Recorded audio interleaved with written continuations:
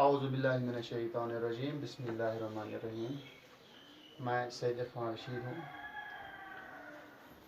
آپ کا آج ہم نے جو ٹاپک چنا ہے وہ 8ویں جماعت کا اردو، اس میں جو ٹاپک ہے نوبل انعام کی کہانی۔ پیارے بچوں، آج ہم نوبل انعام کے بارے میں جانکاری حاصل کریں گے۔ جیسے آپ کو پتہ ہے کہ بہت سے انعام دیے جاتے ہیں ہر لیول پہ، اسکول لیول پہ، بلاک لیول پہ، اسٹیٹ لیول پہ، ڈسٹرکٹ لیول پہ، اسی طرح کنٹری لیول پر اور انٹرنیشنل لیول پہ بھی انعامات دیے جاتے ہیں۔ تو چھوٹے بڑے انعامات بہت سے ہیں، لیکن آج کی کا جو ٹاپک ہے ہمارا وہ ہے نوبل انعام۔ ایک بہت بڑا انعام ہے یہ کس کو دیا جاتا ہے، اس کی بنیاد کیسے ہوئی، اسی بارے میں آپ جاننے کی کوشش کریں گے ہم۔ پیارے بچوں، نوبل پرائز کے بارے میں آپ نے سنا ہی ہوگا کہ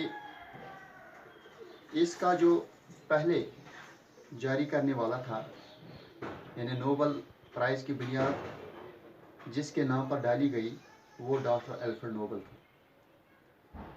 یہ دنیا کا سب سے بڑا اعزاز مانا جاتا ہے۔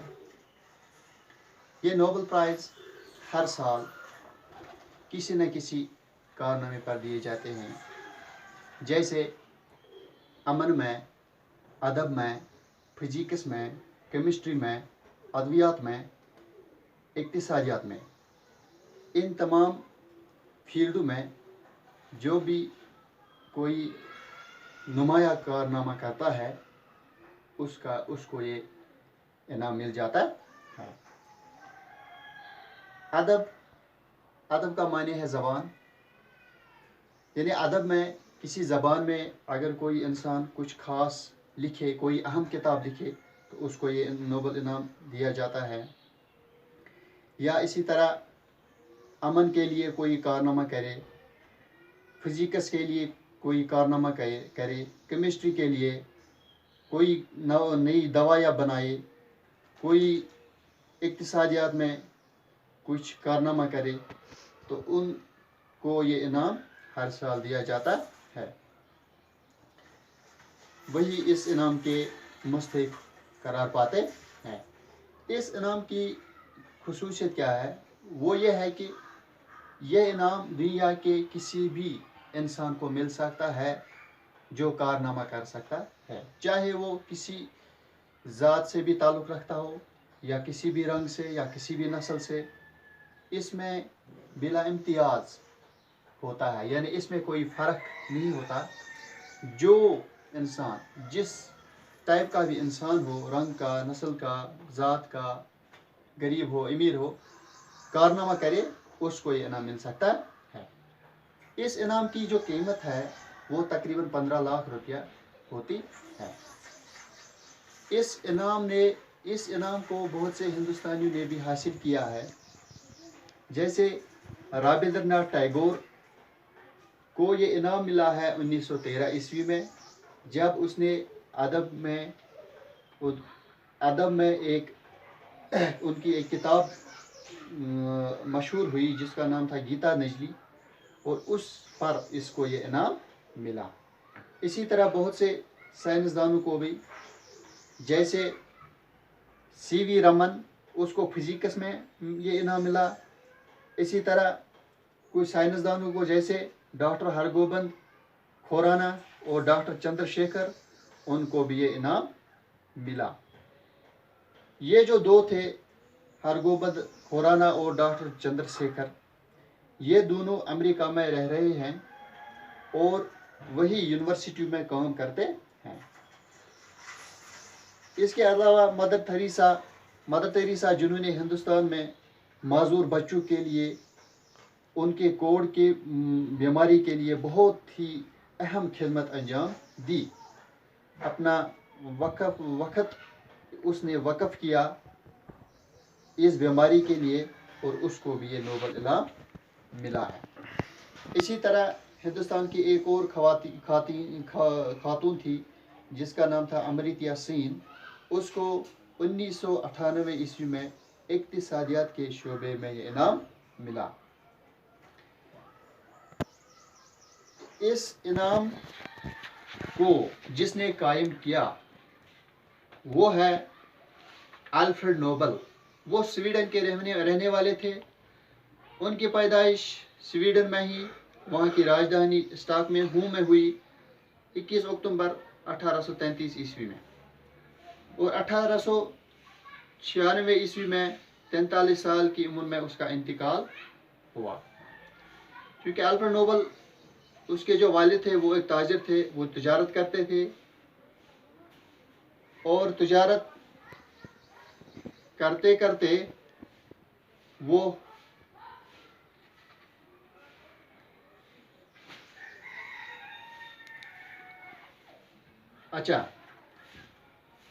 बहुत ही बड़ा ज़हीन था।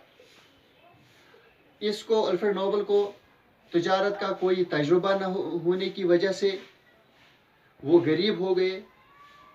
अल्फ्रेड नोबल चूँकि 9 बरस के थे तो उसके घर वाले इस गरीबी से तंग आकर उन्होंने अपना वतन छोड़ दिया। वो सेंट पीटर्सबर्ग चले गए, और यह शहर उस ज़माने में रूस का दारुल सल्तनत था। कुछ अरसे तक तो अल्फ्रेड की तालीम घर पर ही हुई। जब घर की माली हालात अच्छे हो गए तो वो बाकायदा तालीम हासिल करने के लिए बाहर गए। उन्होंने यूरोप भर का दौरा किया और कई ज़बानें सीखी। अब वो अपने वालिद के साथ साइंस के तजुर्बात करने में वक्त गुजारने लगे। 29 साल की उम्र में जब वो इंजीनियरिंग और केमिस्ट्री में माहिर हो गए तो उन्होंने नाइट्रोग्लिसरीन दरियाफ्त की। नाइट्रोग्लिसरीन की मिलावट से उन्होंने 1867 ईस्वी में डायनामाइट ईजाद किया। डायनामाइट एक किस्म का बारूद है जिसकी ज़रा सी मिकदार बड़े से बड़े पहाड़ों को मिनटों में उड़ा सकती है। जो अल्फ्रेड के छोटे भाई की मौत डायनामाइट का गोला फटने से ही हुई थी। ऐसी खतरनाक चीज़ को एक जगह से दूसरी जगह ले जाना बेहद मुश्किल था, लेकिन अल्फ्रेड ने वो तरकीब भी ढूंढ निकाली जिससे उसको एक जगह से दूसरी जगह हिफाजत के साथ लिया जा सके। अल्फ्रेड नोबल बहुत ही मेहनती थे। वो रात दिन काम में लगे रहते थे। उन्होंने अपनी मेहनत से बहुत दौलत पैदा की। वो बहुत फराग दिल थे। उन्होंने अपने मुलाजमों और मजदूरों के रहने के लिए एक अच्छे हवादार मकान बनवाए और अपने मुनाफे में काम करने वालों को भी शरीक किया। अल्फ्रेड ने डायनामाइट की ईजाद इसलिए नहीं की थी कि कहीं उससे जंग के लिए इस्तेमाल किया जाए और इंसानी बस्तियों को तबाह व बर्बाद किया जाए। इस ईजाद से उनका मकसद ये था कि पहाड़ों और चट्टानों को तोड़कर पत्थर में किए जाए और कानों से धातें बरामद की जाए। अल्फ्रेड नोबल को जंग से बेहद नफरत थी। उनकी दिली ख्वाहिश थी कि दुनिया की तमाम कौमें आपस में अमन व सलाह के साथ रहे। इसीलिए हर साल अमन इनाम उस शख्स को दिया जाता है जो दुनिया में अमन कायम करने के लिए कोई गैर मामूली कारनामा अंजाम दे।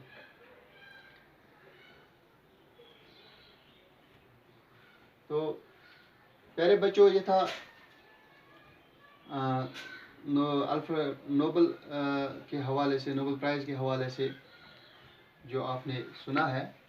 यहाँ पर जो मैंने कुछ जो मुश्किल अल्फाज है उनका यहाँ पर तर्जमा लिखा, उनका माने लिखा है। जैसे कारनामा का मतलब है कोई बड़ा कारनामा जो अंजाम देता है, जो कोई बड़ा काम करता है उसको कारनामा कहते हैं। इसी तरह यहाँ पर अदब है, अदब ज़बान को कहते हैं। जैसे कश्मीर है, कश्मीरी ज़बान है, उर्दू ज़बान है, इंग्लिश ज़बान है, अरबी है, फ़ारसी है, ये तो इनको तमाम अदब कहते हैं।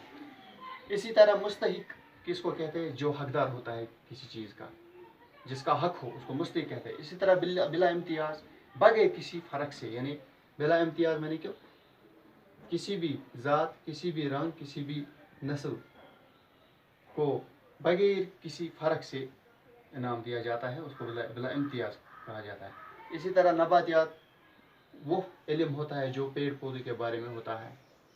तो यह था आज इस नोबल कहानी के हवाले से। इंशाल्लाह कल हम नया सबक पढ़ेंगे। तो तब तक के लिए खुदा हाफ़िज़।